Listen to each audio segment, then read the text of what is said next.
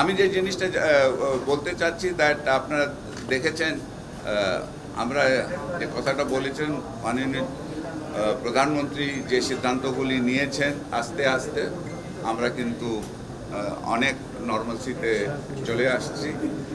আজকে আমাদের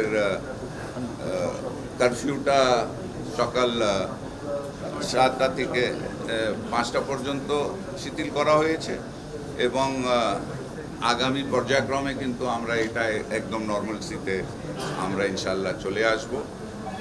এবং আমাদের আরও যে সমস্যাগুলি, যে বিশেষ করে মেট্রো রেল যেটা বন্ধ আছে অনেক, ঢাকা শহরে এটা নিয়ে সমস্যা হচ্ছে, এটা নিয়েও মাননীয় প্রধানমন্ত্রী বলেছেন যে যত তাড়াতাড়ি সম্ভব।